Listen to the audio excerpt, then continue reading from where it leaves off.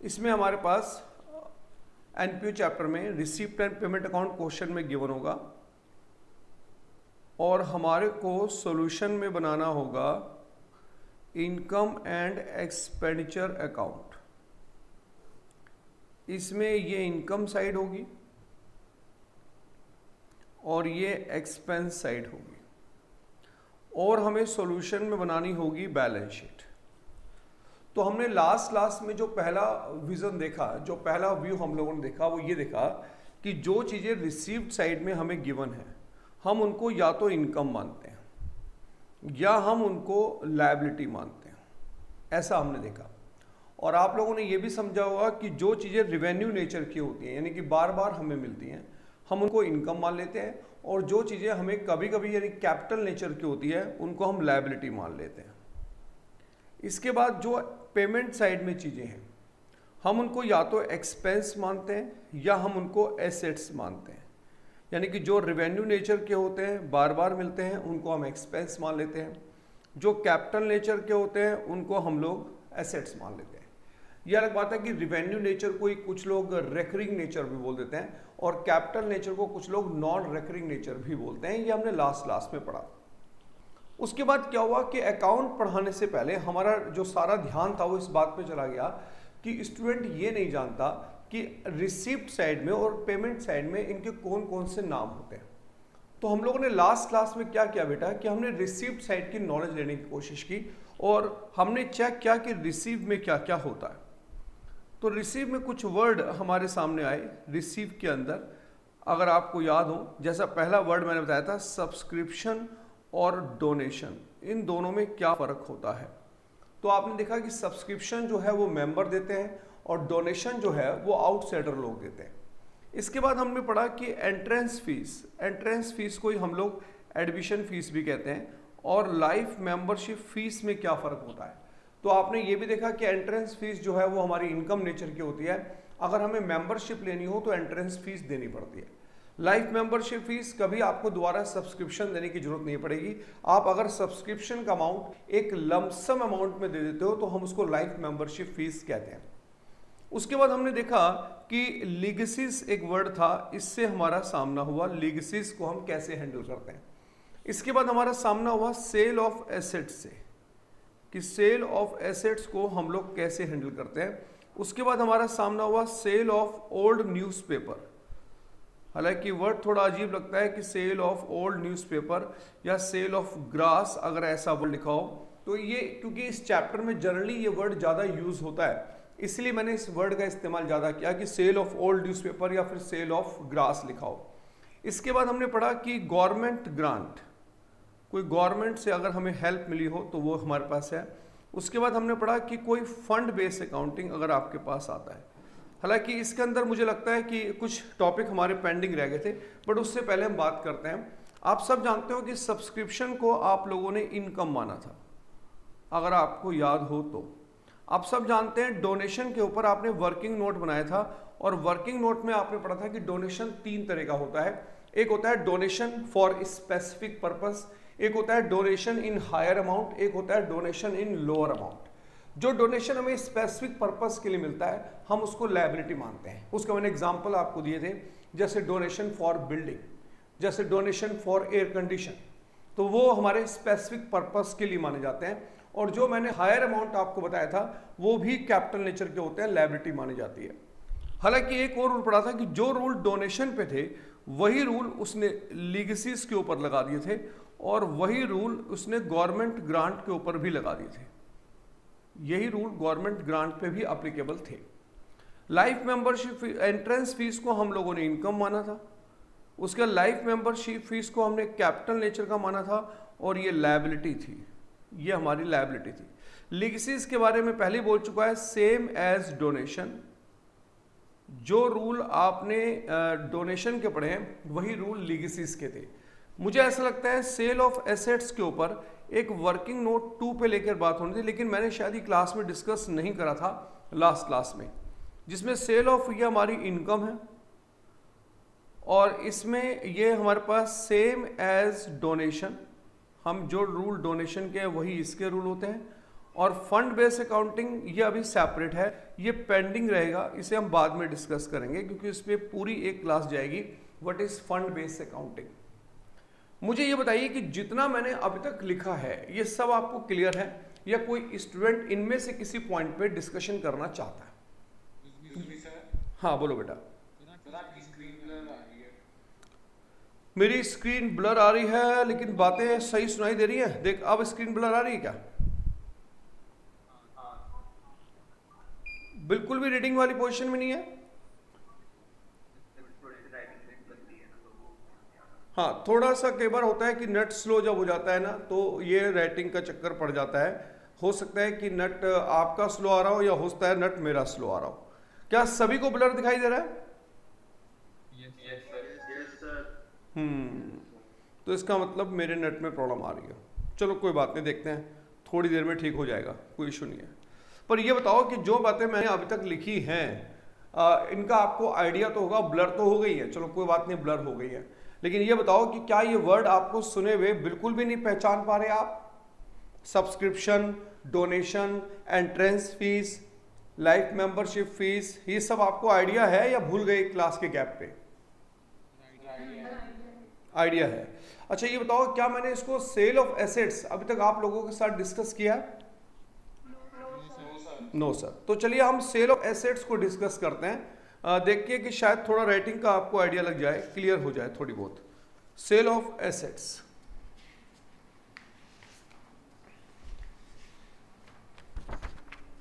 देखिएगा आप सभी लोग मेरे साथ एक वर्किंग नोट 1 बनाइए, वर्किंग नोट 2 बनाइए, और इस वर्किंग नोट 2 में आप लिखिए सेल ऑफ एसेट्स। ऐसे लिखिए सेल ऑफ एसेट्स। अब इसमें लिखिए केस 1। हम केस 1 पढ़ रहे हैं कि हो सकता है क्वेश्चन के अंदर आपके सामने ये सिचुएशन आ जाए। बेटा मान लीजिए कि ये रिसीप्ट एंड पेमेंट अकाउंट है और रिसीप्ट एंड पेमेंट अकाउंट की रिसीव में लिखा हुआ है टू सेल ऑफ फर्नीचर,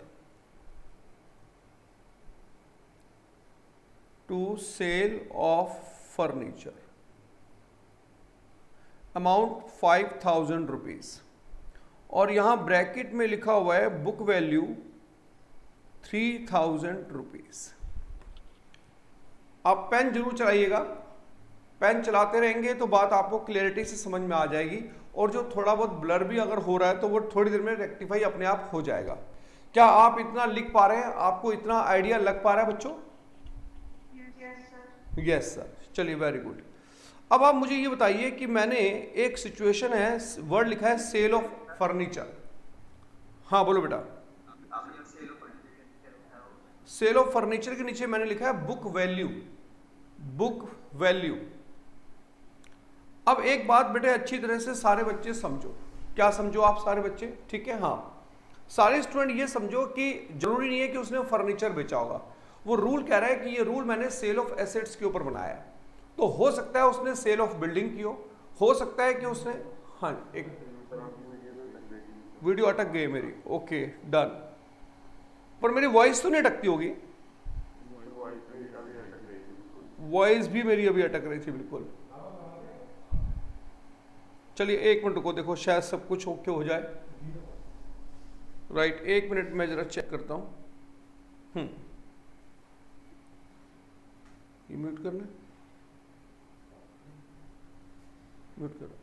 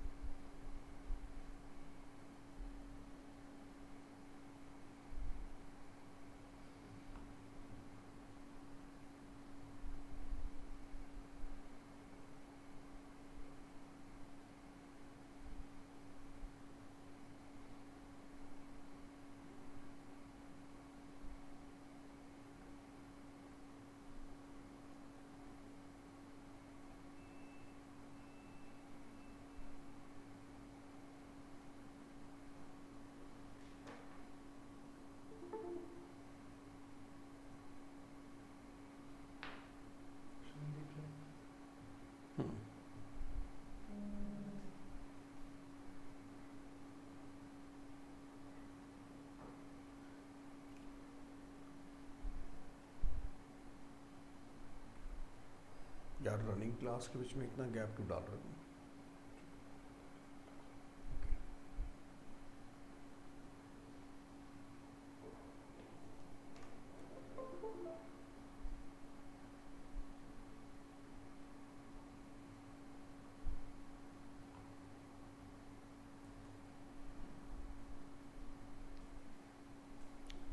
हाँ बच्चों, देखो मैं कोशिश तो पूरी कर रहा हूँ कि शायद थोड़ी क्लियरिटी आ जाए, पर देखते हैं भी शायद थोड़ी देर में आ जाएगा। नेट का बड़ा इशू हो रहा है आजकल, ठीक है। हालांकि नाइट वाली क्लास में इसमें कोई इशू नहीं है, डे वाली क्लास में मुझे लगा कि नेट रात में ज़्यादा यूज़ होगा, बट अब थोड़ा क्लियर हो रहा है। देखो थोड़ी क्लियरिटी आई है क्या नहीं? चलो डन, ठीक है। तो बेटा बात सुनो सारे बच्चे, तो मैं ये कह रहा था कि जरूरी नहीं है कि वो सेल ऑफ उसके अंदर फर्नीचर के अंदर सेल ऑफ फर्नीचर लिखे, सेल ऑफ बिल्डिंग लिख सकता है, sale of plant and machinery भी लिख सकता है। एनीवे, तो ये कह रहा है कि सर मेरे पास एक फर्नीचर था जिसको मैंने बेच दिया और बेच के मुझे 5,000 रुपये मिले।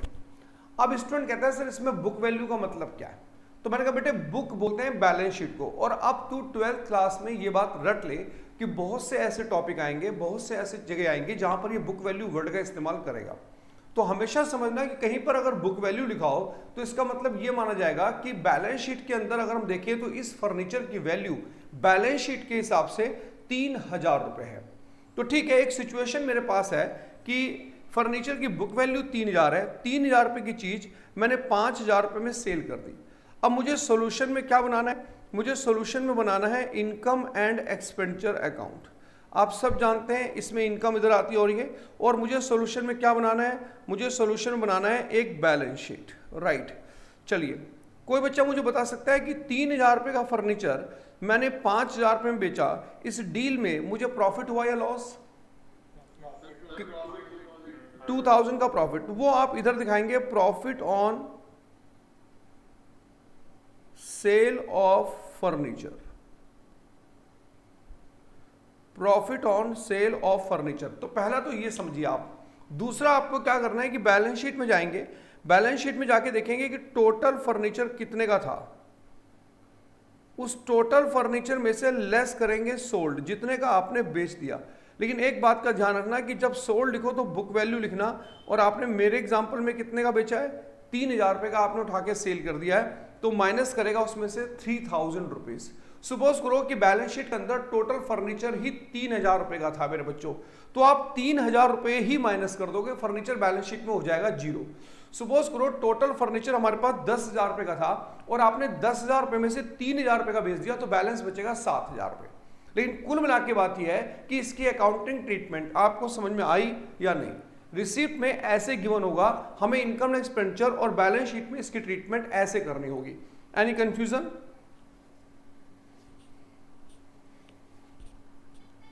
चलिए, कोई हाँ जी बोलिए। मैं सिर्फ मैंने बोलना कुछ नहीं है, जो मैं बता रहा हूं लिख भी रहा हूं साथ साथ कि यहां पर प्रॉफिट आएगा, प्रॉफिट यहां आ गया, और जितने का टोटल फर्नीचर होगा उसमें से वो सेल माइनस कर देगा 3,000 रुपए की, राइट। बुक वैल्यू माइनस करेगा। आई केस 2 लिखिए आप, केस 2 लिखिए।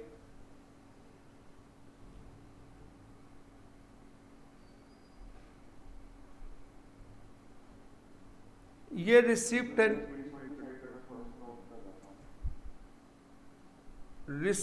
पेमेंट अभी आप नोट कर रहे हैं, चलो पहले नोट कर लो फटाफट। फिर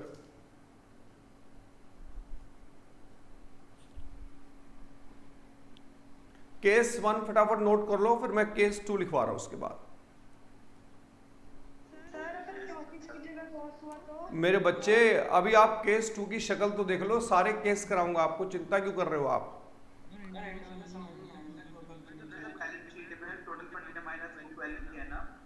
हाँ बेटा, जिस बच्चों को समझ में नहीं आया उसे एक बार फिर से बता देता हूं। शायद इतनी क्लियरिटी से मैंने लिखा है कि फर्नीचर मान लो बैलेंस शीट में 3,000 रुपये का ही था, 3,000 का ही आपने बेच दिया, तो फर्नीचर की वैल्यू जीरो हो जाएगी। हो सकता है फर्नीचर 10,000 का और आपने सारा ना बेचा हो, उसमें से सिर्फ 3 का बेचा है, तो 3 ही माइनस होगा। तभी मैंने एक वर्ड यूज किया है टोटल फर्नीचर। अब ये तो मेन क्वेश्चन ही बता सकता है कि टोटल फर्नीचर था कितने का। कभी आपने सुना है 11th क्लास में एक वर्ड होता था पार्ट ऑफ एसेट सोल्ड, कि हम सारी एसेट्स नहीं बेचते, हम उसका एक पार्ट बेचते हैं बेटा। तो हो सकता है आपने कोई पार्ट सेल किया, राइट। चलिए अब दूसरा मेरे साथ साथ कॉपी कीजिए, कि मैं नहीं चाहता कि कॉपी करने में आप टाइम वेस्ट करें। मेरे साथ साथ लिखो केस 2 और यहां पे लिखो आप sale of furniture.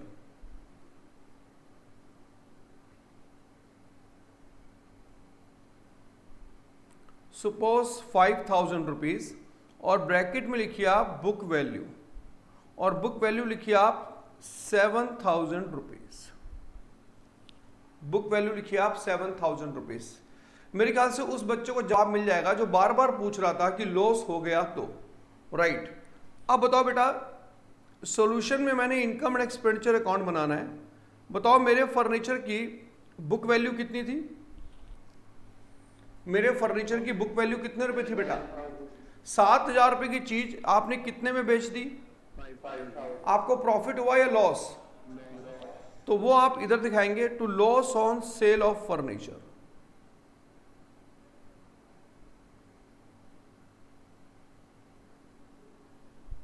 Amount 2,000 rupees. और जब आप बैलेंस शीट बनाएंगे तो बैलेंस शीट में क्या करेंगे, जितने का आपका टोटल फर्नीचर था, अब मुझे नहीं मालूम कि आपका टोटल फर्नीचर कितने रुपए का था, उसमें से लेस कर देंगे सोल्ड, लेकिन सोल्ड में बुक वैल्यू, और बुक वैल्यू इस बार एग्जांपल में है 7,000 रुपए। हमेशा आपको बुक वैल्यू माइनस करनी है, इसीलिए वो आपको वर्किंग नोट में ये चीज आराम से तसल्ली से बता भी रहा है कि जो आप कोई एसेट्स बेचो उसका जो प्रॉफिट और लॉस हो रहा है वो आप इनकम एंड एक्सपेंडिचर अकाउंट में दिखाएंगे, और जितने की उसकी बुक वैल्यू थी वो बैलेंस शीट में से टोटल में से माइनस करके दिखाएंगे। Any confusion? बैलेंस शीट वाला जितने का टोटल फर्नीचर, बेटा अभी समझ नहीं आएगा, ये समझ जब आएगा जब आप बड़ा क्वेश्चन करोगे। अभी मैं ये समझा रहा हूं मानक साहब, एक बड़ी छोटी सी बात बता रहा हूं कि बैलेंस शीट में टोटल फर्नीचर कितने का था, ये बात तो क्वेश्चन ही बताएगा बेटा मानक साहब बात। हाँ, तो क्वेश्चन में जितने का भी टोटल फर्नीचर दे रखा हो उसमें से जो बिक गया वो तो बैलेंस शीट में नहीं आ सकता ना, इसलिए वो लेस कर रहा है बुक वैल्यू की, जितने का मैंने बेच दिया वो मैंने माइनस कर दिया, तो जो बचा वही बैलेंस शीट में आएगा। बैलेंस शीट का नाम ही बैलेंस है बेटे, जो बच गया वही चीज बैलेंस शीट में दिखाई जाती है, वही बैलेंस शीट में से माइनस होगी लल्लू, माइनस बुक वैल्यू कितना टोटल फर्नीचर, ये तो क्वेश्चन बताएगा कि टोटल फर्नीचर कितने का है। मैं एक सिचुएशन समझा रहा हूं, नहीं आई बात समझ में? अभी नहीं आई, जब बड़ा क्वेश्चन करोगे ना कंप्लीट वाला, अभी वो क्वेश्चन की शक्ल ही नहीं देखी आप लोगों ने, तो आपका ऐसा पूछना जायज है। हो सकता है कि जब आप बड़ा क्वेश्चन हैंडल कर रहे हो उसको,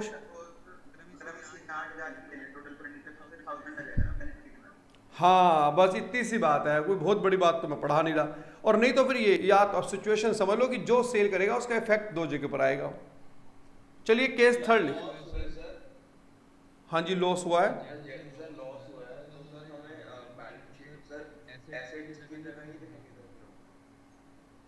बैलेंस शीट में लॉस हुआ है। अबे यार ये तुझे किसने पढ़ाया है कि फर्नीचर बेचने से अगर प्रॉफिट या लॉस हो तो बैलेंस शीट में आता है? कौन सी 11th पढ़ के आया तू? सर मैंने नहीं पढ़े ना, वही तो बोल रहा हूं। हाँ तो अरे वाह वाह, बहुत बहुत बढ़िया बात है। तो भैया आप समझ लो कि बैलेंस शीट में लॉस या प्रॉफिट नहीं आते, खत्म बात। वो इस तरह के एसेट्स या बेचने से जो प्रॉफिट और लॉस होते हैं वो बैलेंस शीट में नहीं आते। ओके चलिए केस थर्ड लिखो बेटा।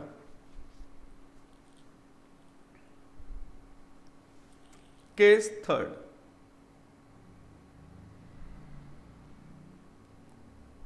ये बनाइए रिसीप्ट एंड पेमेंट अकाउंट। यहां पे लिखिए सेल ऑफ फर्नीचर।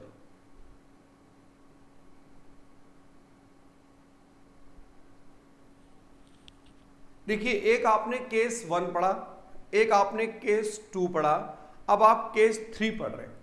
और केस 3 में क्वेश्चन में सिर्फ इतना ही लिखा हुआ है जितना मैंने लिखा है। बता सकते हो कि इसमें क्या कमी है? हाँ, अब आपको समझ में आ रहा है कि बुक वैल्यू गिवन नहीं है और जब तक मुझे वो बुक वैल्यू नहीं बता देगा तब तक मैं प्रॉफिट या लॉस नहीं निकाल पाऊंगा। इसलिए एग्जामिनर एक बात समझाता है कि देखो सर, बुक वैल्यू का हिंट क्वेश्चन में ही देगा। हो सकता है कि जैसे अभी आपने ब्रैकेट में बुक वैल्यू लिख दी, वो भी ब्रैकेट में ही बुक वैल्यू लिख दे। ऐसा भी हो सकता है कि वो कहीं एडजस्टमेंट में जाके बता दे कि जो एसेट्स मैंने ऊपर बेची है उसकी बुक वैल्यू इतने रुपए, ऐसा भी हो सकता है। लेकिन सवाल ये उठता है कि अगर बुक वैल्यू ही नहीं बताई और क्वेश्चन बुक वैल्यू को लेके साइलेंट है तो हम क्या करेंगे। हालांकि 12th में आप देख रहे होंगे कि मैं बहुत सी जगह ऐसी बातें बोल देता हूं कि क्वेश्चन साइलेंट है। जैसे आपको याद दिलाऊं कि ड्राइंग है, ड्राइंग दो तरह से होती है, एक आउट ऑफ कैपिटल होती है, एक आउट ऑफ प्रॉफिट होती है। लेकिन अगर क्वेश्चन साइलेंट है और बता नहीं रहा कि वो ड्राइंग कौन सी है, तो बेटा आप कौन सी ड्राइंग मानते हो? Very good. ऐसे ही एक बात ये भी समझो मेरे बच्चों कि अगर बुक वैल्यू मेंशन नहीं होगी तो हम बुक वैल्यू उतनी ही मानेंगे जितने की उसने सेल की है। तो कोई मुझे बता सकता है इस केस में मैं बुक वैल्यू क्या एज्यूम करूंगा? Very good, assume book value 5000। ये केस थर्ड है, जब बुक वैल्यू ही नहीं बताता। तो बुक वैल्यू अगर आप 5000 एज्यूम कर लोगे बेटा, तो ये बताओ इनकम एंड एक्सपेंडिचर अकाउंट में कुछ आएगा क्या? No, income and expenditure account में कुछ नहीं आएगा। लेकिन जब आप बैलेंस शीट बनाएंगे, बैलेंस शीट में जाके देखेंगे कि टोटल फर्नीचर कितना था, उसमें से लेस करेंगे सोल्ड। लेकिन सोल्ड में हमेशा बुक वैल्यू माइनस होती है 5000। बात खत्म हो गई है। अब एक बार वो स्टूडेंट मुझसे बात करे जो ये कहता है सर केस 1, 2 या 3 में से मुझे ये बात समझ नहीं आई। सेल ऑफ एसेट्स, इसलिए सेल ऑफ एसेट्स को जल्दी नहीं पढ़ाया जाता। लास्ट क्लास में मैंने इसको जल्दीबाजी में पढ़ाना ठीक भी नहीं समझा, तो मैंने समझाना ये था कि बेटा आराम से करते हैं इसको। केस 1, 2, 3 एक बार सारे बच्चे ध्यान से देख लें। अगर कोई स्टूडेंट कहता है मुझे डाउट है तो अपना ऑब्जेक्शन रेज कर सकता है।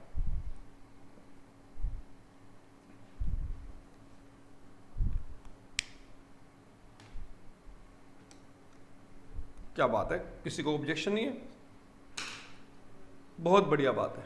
चलो सुनो बेटा इधर, तो मैं ये मान रहा हूं कि सबको समझ में आ गया। अब एक बार जरा चेक करो बेटा, ये वाली चीज फिर से चेक करो। इन सब वर्ड्स के मीनिंग रिसीव्ड साइड में मैंने ऐसा बिल्कुल नहीं पढ़ाया कि रिसीव्ड साइड के अंदर यही सब चीजें होती हैं। मैंने ये पढ़ाया बेटा कि रिसीव में 90% आइटम यही देखने को मिलेंगे। इसके अलावा जो आइटम आपको देखने को मिलेंगे उनके नाम आपने कहीं ना कहीं कभी ना कभी जरूर सुने होंगे। जैसे वो हो सकता है बोल दे कि बैंक लोन, अब बैंक लोन में भी पैसा रिसीव होता है। जैसे बोल दे इंटरेस्ट रिसीव, उसमें भी पैसा रिसीव हो सकता है। जैसे वो बोल दे रेंट रिसीव, उसमें भी पैसा रिसीव होता है। तो वो नाम कॉमर्स के बच्चे ने कहीं ना कहीं सुने हुए हैं, इसलिए मैंने उन वर्ड का इस्तेमाल नहीं किया। मैंने उन्हीं वर्ड का इस्तेमाल किया जो एक एनपीओस जनरली इस्तेमाल करता है। तो जब आप रिसीव्ड साइड क्वेश्चन में देखेंगे तो अब आपको वो समझ में आएगी। एक बार जरा इन सबको देख लीजिए बेटे, इनमें से अभी भी कोई पेंडिंग है? एक फंड को मैंने पेंडिंग कर दिया है, फंड को अभी हम बात नहीं करेंगे, थोड़े टाइम बाद हम फंड पे डिस्कशन करेंगे। राइट बेटा? बच्चों किसी को कोई ऑब्जेक्शन है या मैं बात आगे बढ़ाऊं? अबे नलायक को बोल तो दो कम से कम, पता नहीं है भी कि नहीं है। वेरी गुड, चलो ठीक है। अब एक काम कीजिए कि हमने अभी तक जो है वो रिसीव्ड साइड देखी थी। अब हम एक काम कर रहे हैं कि अब हम रिसीव्ड साइड के बाद पेमेंट साइड पे जा रहे हैं। तो एक बार दोबारा से बनाइए रिसीव्ड एंड पेमेंट अकाउंट। इस बार हमारा जो फोकस है वो रिसीव साइड पे नहीं है, इस बार हमारा फोकस पेमेंट साइड पे है। एक बार कुछ ये भी बता दूं कि इसकी पेमेंट में क्या क्या हो सकता है। तो ऐसे लिखिए पेमेंट, ऐसे लिखिए अमाउंट। हालांकि पेमेंट रिसीव साइड की तरह बहुत बड़ी नहीं है, पेमेंट साइड छोटी मानी जाती है। तो पेमेंट साइड में एक बार हम देखते हैं कि हमें किन किन चीजों से सामना करना पड़ सकता है।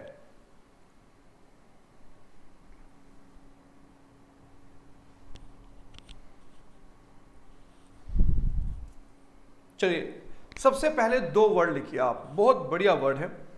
पहला वर्ड लिखिए आप स्पोर्ट्स मटेरियल,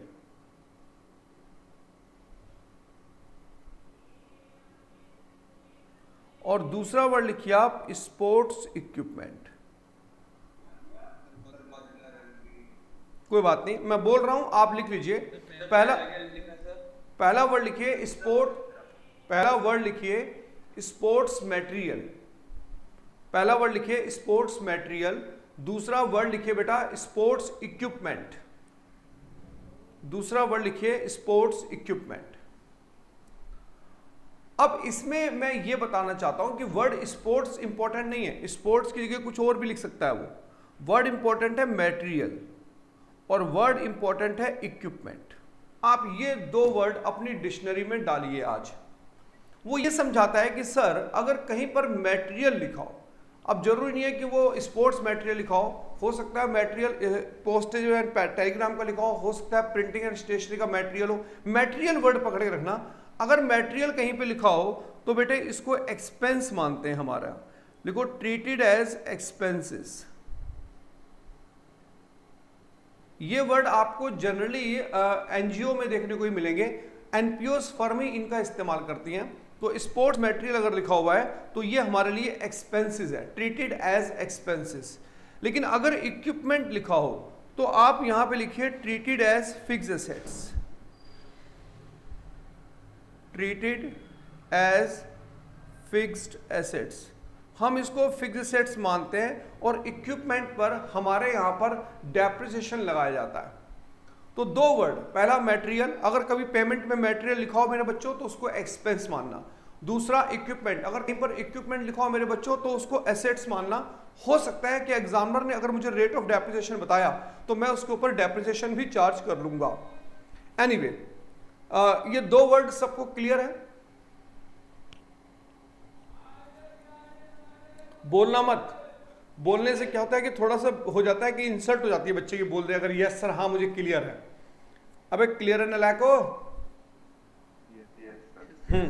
चलिए very good. Sports material equipment. अब नेक्स्ट वर्ड लिखिए, आपको जान के हैरानी होगी कि अगर कहीं पे लिखा हो बुक्स, हालांकि शायद जो बच्चे मुझसे 11th में पढ़े शायद उन्हें याद हो, क्योंकि ये गारंटी नहीं है उनको याद होगा। आपको जान के हैरानी होगी कि हमारे यहां बुक्स को भी फिक्स्ड एसेट्स मानते हैं और बुक्स के ऊपर भी डेप्रिसिएशन लगता है। आप लोगों के लिए वो एक्सपेंस हो सकती है, लेकिन हमारी दुनिया में, अकाउंट्स की दुनिया में, बुक्स को ट्रीटेड एज फिक्स्ड एसेट्स। तो अगर कहीं पर बुक्स लिखा हो मेरे बच्चों तो उसको एसेट्स मान लेना, उसको एक्सपेंस मत मान लेना। चलिए नेक्स्ट, एक वर्ड लिखो मेरे बच्चों, printing and stationery, printing and stationery. हो सकता है क्वेश्चन के अंदर सिर्फ प्रिंटिंग लिखा हो सकता है क्वेश्चन के अंदर सिर्फ स्टेशनरी लिखा हो। तो अगर कहीं प्रिंटिंग एंड स्टेशनरी दोनों भी लिखे हुए हैं तो ये सब एक्सपेंस होते हैं। तो लिखिए ट्रीटेड एज एक्सपेंस। स्टेशनरी का मतलब copy, pen, pencil, file, paper work, ये सब हम स्टेशनरी में काउंट करते हैं और ये हमारे लिए बेटा एक तरह का एक्सपेंस होता है, राइट। अब एक बहुत बढ़िया वर्ड लिखिए आप, जो हम ज्यादातर ये यूज करेगा इसके अंदर। वर्ड लिखो मेरे बेटे इन्वेस्टमेंट। वर्ड लिखो इन्वेस्टमेंट। आपको शायद सब जानते होंगे, पता नहीं जानते, मुझे आइडिया नहीं है। इन्वेस्टमेंट हमारे लिए एसेट्स होती है, इन्वेस्टमेंट हमारे लिए एसेट्स होती है। अच्छा, सवाल ये उठता है कि हम इन्वेस्टमेंट कहां कर सकते हैं। आप इन्वेस्टमेंट वर्ड आपने खूब सुना होगा, बहुत फ्रिक्वेंटली आप लाइफ में यूज करते होंगे, आपके फैमिली में भी वर्ड फ्रिक्वेंटली यूज होता होगा। इन्वेस्टमेंट कहां कर सकते हैं? कह रहे देखिए सर, इन्वेस्टमेंट आप प्रॉपर्टी में भी कर सकते हैं, इन्वेस्टमेंट गोल्ड में भी कर सकते हैं, इन्वेस्टमेंट शेयर्स में भी कर सकते हैं। लेकिन ये जो एनजीओज हैं बेसिकली ये इन्वेस्टमेंट सिक्योर्ड करते हैं। देखो, इनका पर्पस बिजनेस करना नहीं होता, इसलिए ऐसा मैं नहीं कह सकता कि ये लोग गोल्ड में, शेयर्स में या प्रॉपर्टी में पैसा इन्वेस्ट करते हैं, ऐसा नहीं होता। ये लोग जनरली जब इनके पास फालतू कैश आ जाता है तो ये पैसा लगाते हैं गवर्नमेंट सिक्योरिटीज में। गवर्नमेंट सिक्योरिटीज सेफ होती हैं, या ये पैसा लगाते हैं बैंक में, एफडी करा देते हैं, फिक्स डिपॉजिट, वो भी सेफ होता है। जहां पे सेफ्टी होती है वो उनकी प्रायोरिटी होती है। ये लोग रिस्क इन्वेस्टमेंट नहीं कभी करते।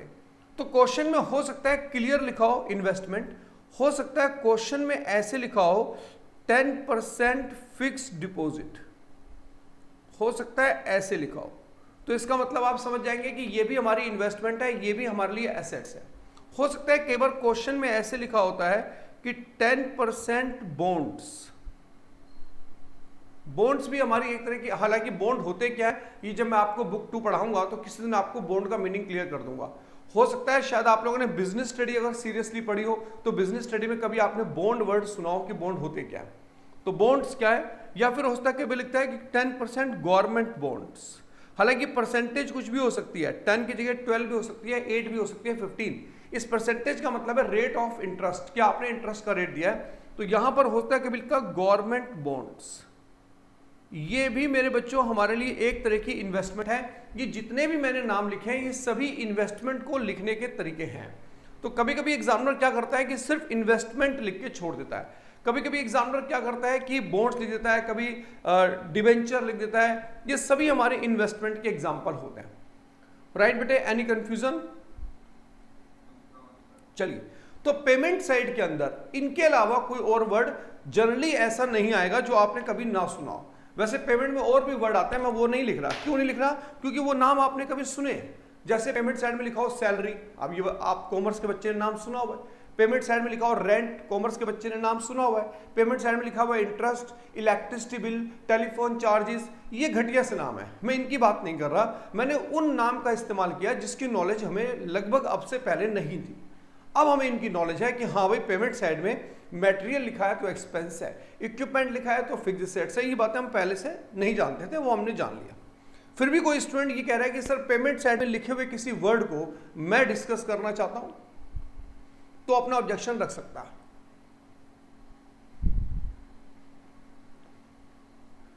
क्या मैं ये मानूं कि सबको क्लियर है? शंकर साहब वॉइस क्लियर आ रही है आज? समझ में आ रहा है बेटा पूरा पूरा? चलो गुड, वेरी गुड। आइए अब एक काम करते हैं नॉर्मल तरीके से। क्या काम करते हैं वो भी समझते हैं एक बार को। देखो बेटा, ऐसे समझिए आप कि वादे के हिसाब से मैंने आपको क्या पढ़ाया था। अब देखिए, मैंने ये पढ़ाया था कि देख बेटा, क्वेश्चन के अंदर तुझे receipt and payment account given होगा। मेरे ख्याल से मेरे बच्चों को अब रिसीप्ट की नॉलेज है, मेरे ख्याल से मेरे बच्चों को अब पेमेंट की नॉलेज है। ये रिसीव एंड पेमेंट अकाउंट है। इस अकाउंट में मेरे बच्चों एक बात अच्छे ढंग से और समझ लो, आखिरी पॉइंट है, इसके बाद हम न्यूमेरिकल स्टार्ट कर देंगे। ये बात आप सबने मानी है कि यहां पे पैसा रिसीव होता है, राइट। मान लो पूरे साल में मुझे पैसा रिसीव हुआ 5, मुझे पैसा रिसीव हुआ 3 और मुझे पैसा रिसीव हुआ 4 और 1। कोई बच्चा मुझे बता सकता है कि पूरे साल में मुझे टोटल कितना पैसा रिसीव हुआ? 13,000। चलिए, अब इससे हम दिखाते हैं पेमेंट। अब मुझे बताना है कि मैंने पूरे साल में कितनी पेमेंट की। तो मैंने एक पेमेंट की 2,000, मैंने एक पेमेंट की 1,000 और मैंने एक पेमेंट की 3,000। कोई मुझे बता सकता है कि मैंने टोटल पेमेंट कितनी की है? Very good. कोई बता सकता है कि 13,000 रुपए मुझे रिसीव हुआ, 13,000 रुपए में से मैंने 6,000 की पेमेंट कर दी, मेरे पास कितना पैसा बचा? दरअसल बेटा इस 7,000 को ही बोलते हैं balance carried down. Balance carried down, इतना पैसा बचा हुआ है। क्या पूरी क्लास ये बात मानने को तैयार है कि सर ये कैश इन हैंड है? यस। ये बात मैंने आपको क्यों बताई? ये बात मैंने आपको इसलिए बताई कि जब आप रिसीप्ट एंड पेमेंट अकाउंट की शक्ल देखेंगे तो आपको एंड में बैलेंस कैरिड डाउन मिलेगा, और ये balance carried down cash in hand है। क्या मेरे बच्चे ये बात जानते हैं कि cash in hand income and expenditure में कहीं नहीं आता, ये बैलेंस शीट में आता है, एसेट्स में कैश इन हैंड। बोलो बेटे, बात समझ में आ रही है? यानी कि जो रिसीप्ट एंड पेमेंट अकाउंट के एंड में लिखा होगा बैलेंस कैरिड डाउन, वो कैश इन हैंड होगा। हालांकि ये कहना जल्दीबाजी होगी कि वो कैश इन हैंड। हो सकता है कि एनपीओ का बैंक में अकाउंट खुलाओ तो बैंक बैलेंस भी हो सकता है, पर वो लिखेगा क्लियर कैश एट बैंक लिखेगा, उसको ऐसे बताएगा कि वो बैलेंस कैश एट बैंक का है। अगर वो बैंक वर्ड यूज नहीं कर रहा तो मैं यही मानूंगा कि वो कैश इन हैंड है। Any confusion? किसी बच्चों को इस पे ऑब्जेक्शन है?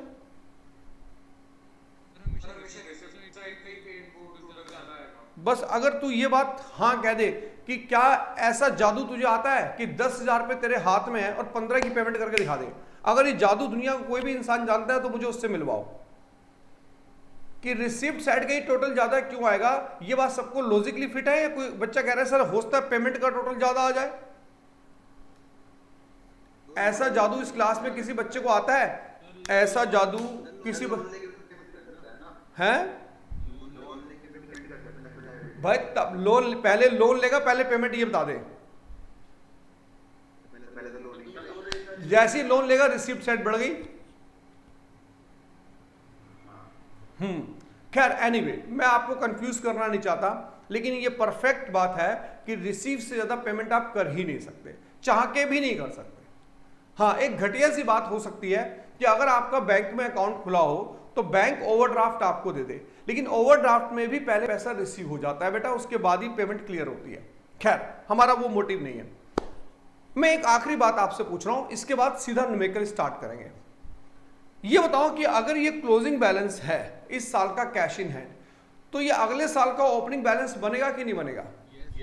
Yes sir. अब ये बताओ, अगर मैंने अगले साल का रिसिप्ट एंड पेमेंट अकाउंट बनाया और उसके अंदर मैं यहां लिख रहा हूं to balance brought down 7,000 rupees, तो ये बताओ ये balance brought down cash in hand इस साल का कैश इन हैंड है या पिछले साल का कैश इन हैंड है?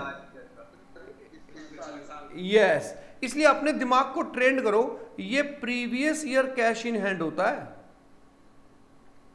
और ये जो यहां पर बैलेंस कैरिड डाउन लिखा होता है बेटा, ये बैलेंस कैरिड डाउन जो लिखा होता है ये करंट ईयर का कैश इन हैंड होता है। जरा ये चीज नोट करो बेटा सारे, कि opening closing balance receipt and payment की शुरुआत ऐसे होगी बैलेंस ब्रोड डाउन। तो स्टूडेंट कहता है सर ये बैलेंस ब्रोड डाउन होता क्या है? तो मैंने उसे समझाया कि बेटे कुछ नहीं है, ये पिछले साल का बचा हुआ कैश है जिससे हमने इस साल शुरुआत की। तो स्टूडेंट कहता है सर ये बैलेंस कैरिड डाउन क्या है? मैंने कहा जब साल का एंड हुआ तो साल के एंड में हमारे पास इतना कैश बच गया, ये इस साल का कैश इन हैंड है। ये बात समझो मेरे बेटे। अभी कोई बच्चा ऑब्जेक्शन करता है तो वो ऑब्जेक्शन कर सकता है।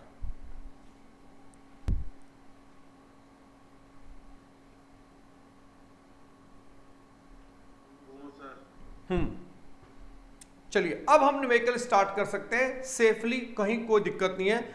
आप एक काम करो बेटे, फटाफट पीडीएफ ओपन कर लो, मैंने आप पे ग्रुप में एक पीडीएफ भेजी होगी। रचित के पास पीडीएफ नहीं है, राइट? हाँ रचित, मैं आपको पीडीएफ भेजता हूं, ठहरो। बाकी सबके पास पीडीएफ नहीं है, वो तो वर्ड की फाइल आई होगी, पीडीएफ तो नहीं भेजी मैंने, खैर शायद।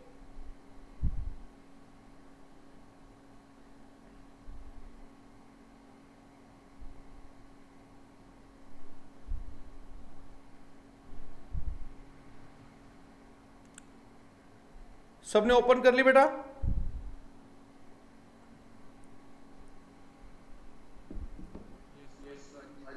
रचित तूने भी ओपन कर लिया?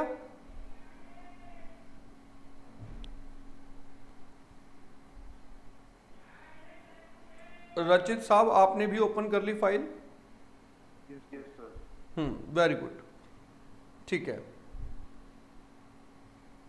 अब एक बात सुनो सारे बच्चे, वैसे तो रूल ये है कि हमें क्वेश्चन में receipt and payment account given होता है।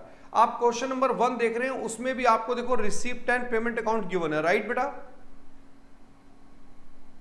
अरे हाँ ना तो बोलता करो, बोला करो बेटा, थोड़ी सी एक्टिवनेस जरूरी है। मैं जिस रूम में बैठ के पढ़ा रहा हूं वो रूम बिल्कुल खाली है, अकेला हूं उस रूम के अंदर, तो आप लोगों के साथ ही कनेक्टिविटी बोलने के लिए जब आपकी आवाज यस सर नो सर में आती है, आप डाउट पूछते हैं, तो थोड़ा मुझे उससे मोटिवेशन मिलता है बेटा। थोड़ा मुझे लगता है कि यस मैं इस रूम में बैठा जरूर हूं, लेकिन मेरी बात बहुत से बच्चों तक पहुंच रही है, उन्हें बेनिफिट मिल रहा है, वो अपना टाइम वेस्ट नहीं कर रहे। ठीक है, कोशिश ये रहती है कि फीलिंग ऐसी आए कि बिल्कुल ऑफलाइन क्लास की तरह ही चल रही है। मुझे मालूम है ऑफलाइन में और इसमें फर्क है, लेकिन एक बात थोड़ी सी जान के आपको हैरानी होगी कि ऑफलाइन में बच्चा अगर थोड़ा ऑनलाइन में ढंग से पढ़ ले, थोड़ा सा फोकस मेंटेन कर ले, तो ऑफलाइन के कंपैरिजन में ऑनलाइन में कोर्स भी अच्छा हो जाता है, बच्चा इंडिविजुअली अपने डाउट भी पूछ सकता है। ऑफलाइन में तो फिर भी क्या है कि चलो मजाक हो गया, थोड़ा इधर उधर की बातें भी हो गई, थोड़ा गपशप भी हो गई, तो उसमें कोर्स थोड़ा स्लो चलता है। एक बच्चे ने मान लो एक डाउट पूछा तो डाउट को लंबा भी खींच लेता है कई बार, पर ऑनलाइन में वो पॉइंट टू पॉइंट ही डाउट पूछ पाता है कि हाँ सर ये बताओ। हालांकि मैं बार बार आप लोगों को सिर्फ इसलिए टोकता हूं, कि ताकि आप अपना थोड़ा एक्टिव होके पढ़ें, ताकि बेनिफिट ले सकें। हालात जो भी हैं, अब जैसे भी देखो, मैंने एक बात पहले ही बोल दिया कि जैसे ही ऑफलाइन ओपन होगा सबसे पहले मैं ही पढ़ाना स्टार्ट करूंगा, उसकी आप चिंता ना करें। लेकिन इस बार थोड़ा लग रहा है कि फोबिया इतना ज़्यादा बढ़ता जा रहा है। मुझे लगता नहीं कि आपके पेरेंट्स अप्रैल एंड से पहले आपको शायद ऑफलाइन में, उसके बाद भी मुझे इतनी जल्दी भेजने वाले नहीं है। तो क्योंकि सिक्योरिटी भी अब फर्स्ट प्रायोरिटी पे हमारे पास है। अब हमें अगर ऐसे ही पढ़ना है तो क्यों ना हम थोड़ा सा मैनेज करके पढ़ें। ऐसा ना हो कि कोई बच्चा 1-1.5 महीने ऑनलाइन मान लो पढ़ लिया, उसके बाद वो आया कि सर मुझे तो जीरो पे खड़ा हूँ। ठीक है, मैं तो उसे जीरो से ही पढ़ा दूंगा, पर उसके बाद टाइम वेस्ट हो जाएगा कि उसके स्कूल के एग्जाम स्टार्ट। आज ही मेरे पास 2-4 बच्चों के मैसेज आ गए कि सर 1 मई से हमारे स्कूल में एग्जाम हो रहे हैं, क्या बिगाड़ लोगे आप स्कूल वालों का। उन्हें समझ में, उन्हें एग्जाम लेने में बड़ा मजा आ रहा है। तो ये प्रॉब्लम एक आ जाती है। बट वो अलग बात है कि ठीक है, उससे होना कुछ नहीं है, बट चलो ठीक है, एक एंगेजमेंट है। थोड़ा सा आप बस एक्टिव रहा करो। आपका यस सर नो सर मेरे लिए बहुत बड़ी बात होती है। चलो गुड। अब इस क्वेश्चन में आपको गिवन है रिसीप्ट एंड पेमेंट अकाउंट, और वैसे मुझे इसके शक्ल देख के बनाने हैं 2 चीजें, एक इनकम एंड एक्सपेंडिचर अकाउंट बनानी है और एक मुझे बनानी है बैलेंस शीट। तो मैं क्या कर रहा हूं, अभी बैलेंस शीट नहीं बना रहा। आज पहली क्लास है, पहला न्यूमेरिकल है, तो मैं चाह रहा हूं कि आप सिर्फ इनकम एंड एक्सपेंडिचर अकाउंट बनाएं। जो चीजें बैलेंस शीट की आपको लगती है उन्हें छोड़ दें। क्वेश्चन नंबर 1 मैं और आप मिलकर सॉल्व करेंगे, हाँ हूं करते रहना बस। ठीक है, बनाओ मेरे साथ साथ income and expenditure account.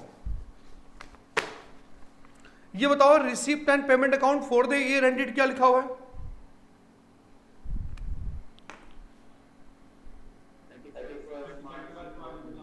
Very good. जिस साल का रिसीप्ट एंड पेमेंट अकाउंट होता है उसी साल का इनकम एंड एक्सपेंडिचर अकाउंट बनाना होता है, उसी को हम अपना करंट ईयर मान लेते हैं। तो लिखो मेरे बच्चे ऐसे, income and expenditure account, income and expenditure account for the year ended 31 मार्च 2007। ये लीजिए साहब, फॉर्मेट बनाइए ऐसे।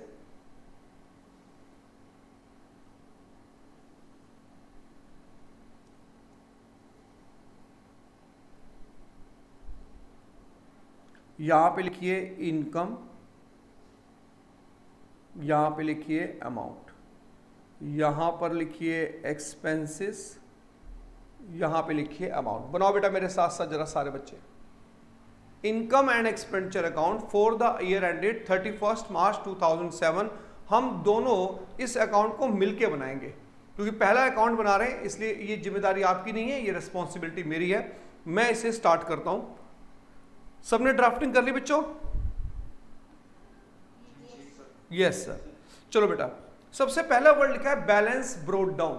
बता सकते हो बैलेंस ब्रोड डाउन का मतलब क्या होता है?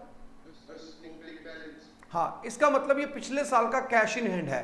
क्या हम पिछले साल के कैश इन हैंड को इस साल के इनकम एंड एक्सपेंडिचर में दिखा सकते हैं? नो, ये हमारी इनकम नहीं है, इसे नहीं दिखाना। अच्छी तरह से एक बात समझ लो, cash in hand balance sheet में ही आते हैं, चाहे इस साल के हों चाहे पिछले साल के हों, पर वो पिछले साल की बैलेंस शीट में आएगा, इस साल का इस साल की बैलेंस शीट में आएगा।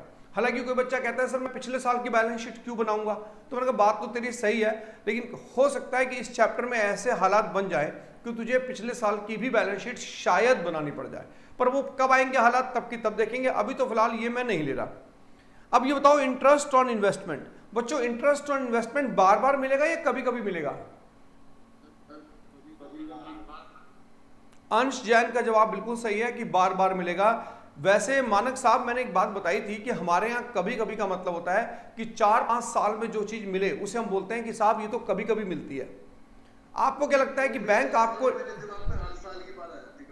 हाँ नहीं ठीक है ना, तो यहां लिखिए ये हमारी इनकम है, ये हमें बार बार मिलेगा bye interest on investment. Interest on investment amount लिखिए 2300। चलिए साहब मुझे बताओ बेटा डोनेशन। अब ये बताओ ये डोनेशन लिखा तो हुआ है, मेरी समझ में ये नहीं आ रहा कि डोनेशन पर स्पेसिफिक पर्पस तो नहीं है, क्योंकि अगर ऐसा लिखा होता डोनेशन फॉर बिल्डिंग या वटएवर, थोड़ा ब्लर आ रहा है, कोई बात नहीं, थोड़ा सा ब्लर आ रहा है बेटा, चला लो गुजारा चला लो। आप पेन चलाते हो, मेरी वॉइस तो ब्लर नहीं आ रही, मेरी वॉइस तो नहीं रुक रही, बस पेन, हाँ अरे तेरे पास क्वेश्चन होगा रचित, इंटरेस्ट ऑन इन्वेस्टमेंट 2300, तू क्वेश्चन देख रहा है कि नहीं देख रहा? हाँ तो फिर क्वेश्चन देखना, उसमें सबसे पहले क्या लिखा हुआ है, इंटरेस्ट ऑन इन्वेस्टमेंट लिखा है मेरे बेटे। वही चीज उठा के मैंने यहां पे लिखी है मेरे ख्याल से। या तो तू दोनों काम एक ही से कर रहा है, स्क्रीन पे क्वेश्चन देख रहा है, स्क्रीन पे वो भी देख रहा है, अलग अलग रखो। और सभी बच्चे लैपटॉप से ज्वाइन क्या करो ताकि फोन एक्टिवली वर्क कर सके हम लोग। चलो ठीक है, डन। हाँ बेटा बताओ दूसरा क्या लिखा हुआ है, डोन।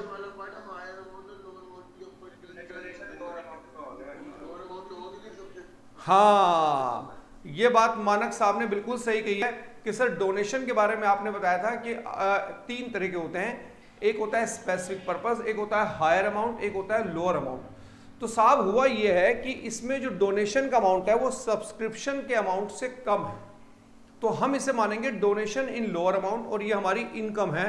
तो लिखिए बाय डोनेशन।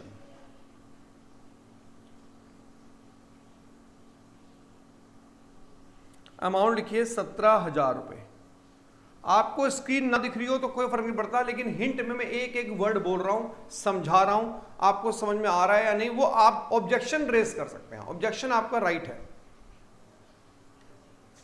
क्या मैं मानूं कि डोनेशन सबको क्लियर है? चलिए हाँ, अब बताओ सब्सक्रिप्शन हमें बार बार मिलता है या कभी कभी? तो लिखो बाय सब्सक्रिप्शन, ये हमारी इनकम है। जो चीज हमें बार बार मिलेगी हम उसे इनकम मान लेंगे। अमाउंट है 28,000। चलो बेटा अब बताओ रेंट रिसीव, ये हमें बार बार मिलेगा या कभी कभी? रेंट रिसीव हमारी इनकम है, लिखो रेंट रिसीव। Amount 12,000 rupees. चलो मेरे बेटे सेल ऑफ ओल्ड न्यूज़पेपर, ये हमारी क्या है? इनकम। लिखो बेटा by sale of old newspaper. और ये वर्ड मैंने आपको पहले से ही मेंटली प्रिपेयर कर दिया था कि इस चैप्टर में ऐसे वर्ड का इस्तेमाल ज्यादा किया जाता है, तो किसी को ओल्ड ना लगे। तो sale of old newspaper, amount है 300। मेरी रिसीप्ट साइड कंप्लीट हो गई। क्या कोई स्टूडेंट ऐसा है क्लास में जो कह रहा है सर रिसीप्ट साइड में मुझे अभी आपसे पहले कुछ पूछना है? कोई भी स्टूडेंट रिसीप्ट साइड में क्वेश्चन उसके सामने है, क्वेश्चन उसे क्लियर दिख रहा होगा, इसलिए वो ऐसा ना बोले कि स्क्रीन ब्लर आ रही है इसलिए समझ में नहीं आ रहा सर। क्वेश्चन क्लियर दिख रहा है, मैंने उसमें लिखी हुई लगभग हर चीज को इनकम ही मान लिया है, फिर भी कोई स्टूडेंट कह रहा हो कि सर मुझे ये समझ नहीं आ रहा कि ये इनकम क्यों मान लिया आपने, तो वो अपना ऑब्जेक्शन रखे। चलिए कोई ऑब्जेक्शन नहीं है? हाँ बोलो। क्या बेटा? चल कभी कभी का मतलब बता बेटा। अकाउंटेंसी में मैंने कभी कभी का मतलब तुम्हारे दिमाग में सेट करने की कोशिश किया, लेकिन कार्तिक साहब आप मेरी बात सुनते ही नहीं हो। बस कार्तिक साहब मुझे ये बता दो, क्या आपके घर में ऐसा होता है कि न्यूज़पेपर इकट्ठे करते रहते हैं और 4-5 साल में एक बार बेचते हैं? बस बात खत्म हो गई। क्योंकि अगर ऐसा होता है तो मैं आपसे ये जरूर कहूंगा कि फिर वो कैपिटल नेचर का है। 4-5 साल में अगर न्यूज़पेपर इकट्ठे करते रहोगे तो घर में सिर्फ न्यूज़पेपर ही बचेंगे। हाँ है ना? हाँ, इसलिए रिवेन्यू नेचर का होता है बेटा, डेफिनेटली हमारी इनकम है। चलिए पेमेंट साइड में आ जाइए। पेमेंट साइड में पहला वर्ड दिख रहा है फर्नीचर। बताओ फर्नीचर हमारा एक्सपेंस है या एसेट्स है? हाँ, तो ये यहां नहीं आएगा। उसके बाद देखिए सैलरी, सैलरी हमारा एक्सपेंस है। अगर मैं बैलेंस शीट बना रहा होता तो मैं अभी फर्नीचर को एसेट्स में दिखाता, बट अभी ठीक है हम पहला क्वेश्चन कर रहे हैं तो पहले इसकी आदत डाल लें। उसके बाद क्या लिखा हुआ है? मिसलेनियस एक्सपेंसेस, मतलब छोटे मोटे खर्चे, तो ये पक्का रेवेन्यू नेचर है। अमाउंट है 200। टेलीफोन चार्जेस एक्सपेंस है।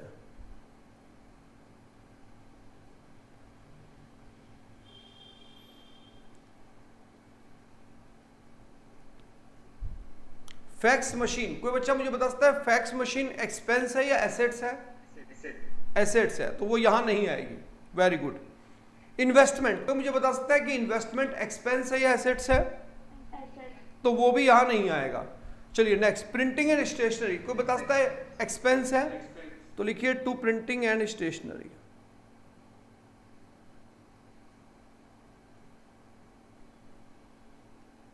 अमाउंट लिखिए 400। कोई मुझे बता सकता है ये बैलेंस कैरिड डाउन क्या होता है? तो ये कैश इन हैंड है, तो ये कहां जाएगा? कैश इन हैंड है तो कहां जाएगा? Balance sheet, right. तो मैं इसको यहां नहीं लिख रहा। अब मुझे मालूम है कि जैसे कि कई बच्चों ने बोला कि सर हमारी 11th वीक थी, तो मैं इस बार ये बात महसूस भी कर रहा हूं कि कई बच्चों को ये क्लोज करना ही नहीं आता। मतलब उन्हें ये बात पहले बता रहा हूं कि बेटा देखो, रफ में दोनों का टोटल करो। पहले इधर का टोटल रफ में करो, इधर का टोटल भी रफ में करो। पहले मैं इधर का टोटल देखता हूं कितना आ रहा है। टोटल क्या? यस, इधर का टोटल आ रहा है 28,000 रफ में। ये डेबिट का टोटल है। अब इधर क्रेडिट का टोटल करते हैं, कितना आ रहा है? 59,600। इधर का टोटल आ रहा है 59,600। तो एक बात सारे बच्चे ध्यान से देखो बेटा इधर, क्योंकि मुझसे इस बार बच्चे ये पूछ रहे हैं कि आप बैलेंस कैसे निकाल लेते हो। तो मैंने कहा चलो कोई बात नहीं बेटे, बताता हूं। बताओ इन दोनों में से हायर कौन सा है क्वात्रा साहब? जो हायर होता है वो दोनों में लिखा जाता है। पहले तो ये समझो। अब रूल ये कहता है कि इधर का तो एक्चुअल यही आ रहा था, पर इधर का तो एक्चुअल नहीं आ रहा था इतना, तो इसमें से इसको माइनस करके बताओ डिफरेंस कितना? वाह क्या बात है, डिफरेंस आ रहा है 31,600। जरा देखो सब बच्चों को समझ में आया मैंने ये फिगर कैसे निकाली? इसमें से मैंने इसको माइनस किया है। अब होता ही है कि इसी को बोलते हैं नेट प्रॉफिट, बट इसमें प्रॉफिट वर्ड हम यूज नहीं कर सकते। क्यों? क्योंकि ऑर्गेनाइजेशन का नाम है नॉट फॉर प्रॉफिट ऑर्गेनाइजेशन, इसलिए इसको नेट प्रॉफिट ना बोल के यहां बोलते हैं टू सरप्लस अकाउंट। और अगर कहीं इधर का डेबिट का टोटल ज्यादा होता और ये कम होता तो इधर लिखते हैं बाय डेफिशिएंसी अकाउंट। लॉस नहीं लिखते इसके अंदर, तो जब आएगा वर्ड तो हम डेफिशिएंसी भी यूज करेंगे। मेरा इनकम एंड एक्सपेंडिचर अकाउंट पूरा हो चुका है। अब सिर्फ आप लोगों को तसल्ली बख्श बताना है इसमें क्या चीज आपकी समझ में नहीं आ रही है। मेरे ख्याल से आपको ये पूरा क्लियर होगा इनकम एंड एक्सपेंडिचर अकाउंट। फिर भी अगर किसी बच्चे को डाउट है तो पूछे। हाँ ये अकाउंट ओवर हो गया जी, कहानी खत्म हो गई इस बेचारे की।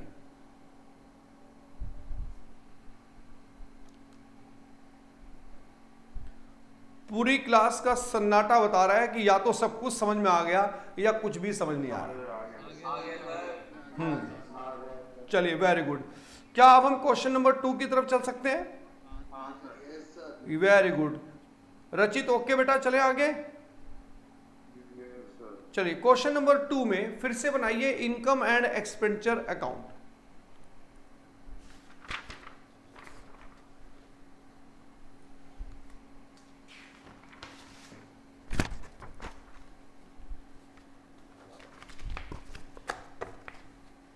Question number 2 income and expenditure account for the year ended क्या लिखूंगा?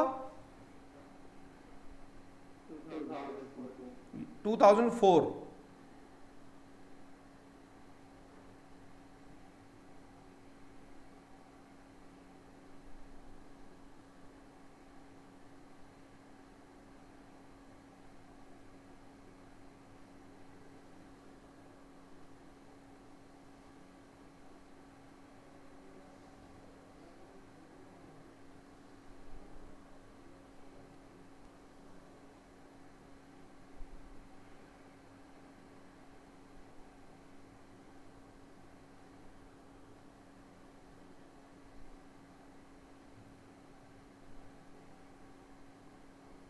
लो बेटा, income and expenditure account for the year ended 31 मार्च 2004।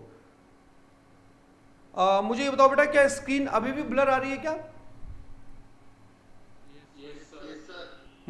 मतलब बड़ी मजबूरी में काम चला रहे हैं हम लोग अपना। ठीक है डन, कोई बात नहीं, देखते हैं। मैं रिकॉर्डिंग भेज दूंगा, रिकॉर्डिंग में ब्लर नहीं आएगी ये, ठीक है ना। अगर किसी बच्चे की थोड़ी कमी पेशी रह गई तो उसको रिकॉर्डिंग कवर कर देगी, राइट। चलो डन।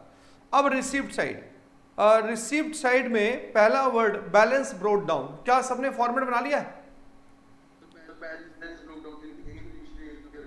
पिछले साल का कैश इन हैंड है, ये पिछले साल का कैश इन हैंड है, इसे नहीं लिखेंगे। और ये वर्ड बोला करो कि ये पिछले साल का कैश इन हैंड है, क्योंकि शायद इसकी जरूरत भी हमें पड़ेगी जब पड़ेगी तब की तब देखेंगे, पर अभी हम बार बार उसको रिवाइज कर रहे हैं कि पिछले साल का कैश इन हैंड है। होपफुली सभी बच्चों ने फॉर्मेट बना लिया होगा। Very good. तो बताओ बैलेंस ब्रॉट डाउन के बाद नेक्स्ट क्या लिखा है मानक? एंट्रेंस फीस को क्या मानते हैं हम लोग? वेरी गुड, लिखो bye entrance fees.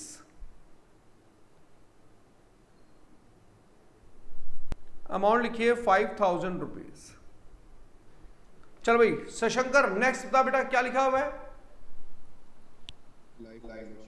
Life membership को हम क्या मानते हैं मेरे बेटे? चल इनकम। शशंकर तू नहीं सुधरेगा, तू बिंदु नलायक हो गया। Life membership fees capital nature की होती है। इक्का दुक्का ही कोई मेंबर होता है जो ये कहता है कि जिंदगी भर का एक लमसम अमाउंट मेरे से ले लो, पर दोबारा मुझसे बार सब्सक्रिप्शन मत मांगा करो। हमने कहा भैया 10 लाख रुपए दे दे, हम जिंदगी भर तुझसे पैसा नहीं मांगेंगे। उसने कहा ले लो 10 लाख रुपए। अब ऐसा कोई इक्का दुक्का ही मेंबर होता है जो इस तरह की ऑफर करता है। हर मेंबर इकट्ठा पैसा देना पसंद नहीं करता, इसलिए life membership fees capital nature की होती है और ये लायबिलिटी में जाएगी। आप अच्छी तरह जानते हैं कि जो चीज रिसीव्ड साइड में होती है या तो हम उसको इनकम मानते हैं या फिर लायबिलिटी। तो शशंकर ये पॉइंट बिल्कुल क्लियर है कि वो लायबिलिटी है। वेरी गुड, चलो नेक्स्ट। चल शशंकर नेक्स्ट क्या लिखा हुआ है? ये हमारी क्या है? सब्सक्रिप्शन हमारी इनकम है। गुड, लिखो बाय सब्सक्रिप्शन।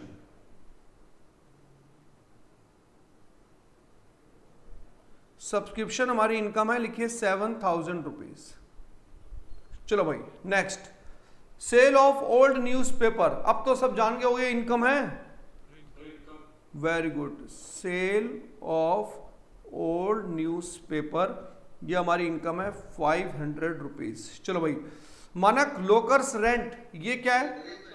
वेरी गुड भाई, मानक कभी कभी बढ़िया मूड में आ जाता है। लोकर्स रेंट 700। लेकिन एक बात बहुत सही है कि जब ये मूड में आता है तो पढ़ता बहुत अच्छा है। गुड। लोकर्स रेंट मतलब ये होगा कि एनजीओज हैं, इन्होंने लोकर ऑफर कर रखे होंगे, उसका रेंट चार्ज करते हैं। जैसे आप कभी गए हो, जैसे मान लो किसी क्लब में जाते हो, जैसे आप जिम में जाते हो, तो जिम वाले आपसे क्या बोलते हैं कि ये लोकर ले लो, आप उसी में अपना रख लेना हिसाब किताब, प्रोटीन रख लेना, या आप जो अपनी मेडिसिन मल्टीविटामिन वगैरह लेते हो वो रख लो, अपने टॉवल्स या वट जो आपको रखना हो, वो उस लोकर का कोई एक्स्ट्रा रेंट चार्ज करते हैं। कई करते हैं कई नहीं करते, वट एवर। तो ये वो लोकर रेंट है जिसके पैसे मिल रहे हैं एनजीओ को, हमारी इनकम है। राइट बेटा? चलिए आइए नेक्स्ट वर्ड एक आ रहा है ऑनोरोरियम टू कैशियर। देखिए आप लोगों के लिए एक वर्ड ऑनोरोरियम थोड़ा नया हो सकता है, पर मैं आज इसके ऊपर थोड़ी सी एक बहुत बढ़िया बात आपको समझाता हूं। देखो एक सीधी सी वर्ड है, कुछ वर्ड मैं आपके सामने लिख रहा हूं, जरा इन वर्ड को देखिए। मुझे बताओ कभी आप लोगों ने ये वर्ड सुना है? वेजिस। यस सर, आप सबने ये वर्ड सुना हुआ है। अच्छा बताओ कभी तुम लोगों ने ये वर्ड सुना है? सैलरी। सैलरी आप लोगों ने सुना है, राइट। अच्छा ये बताओ कभी तुमने ये वर्ड सुना है? रेम्युनरेशन।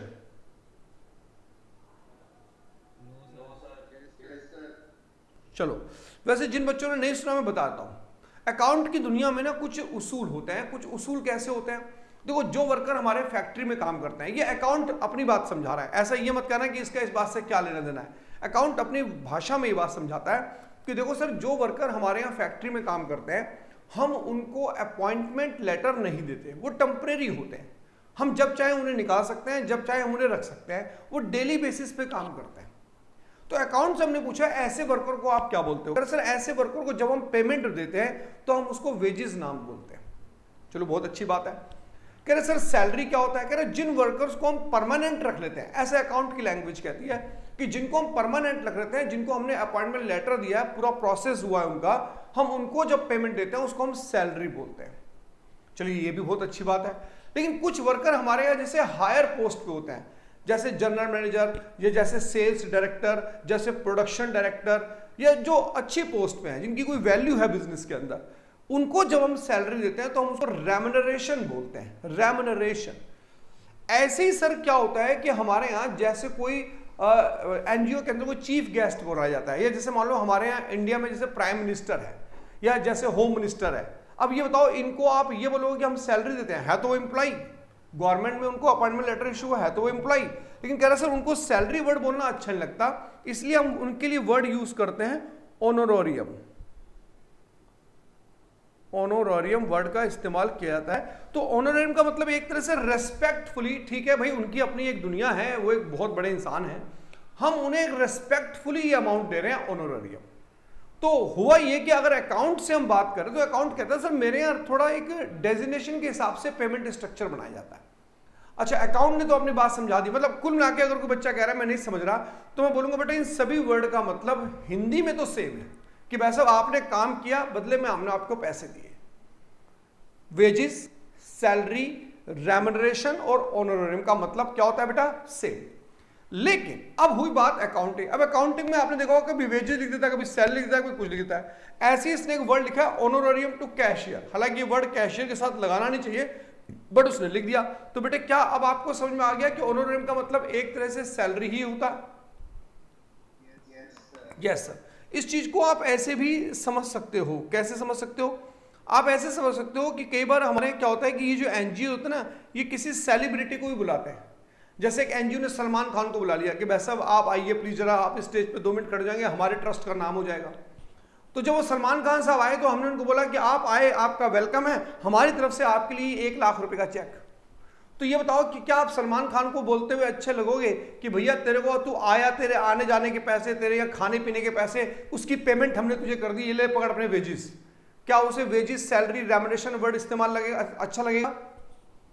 नहीं, वर्ड लगेगा ऑनरोरियम। हम बोलते हैं ऑनरोरियम हमने उसको दिया।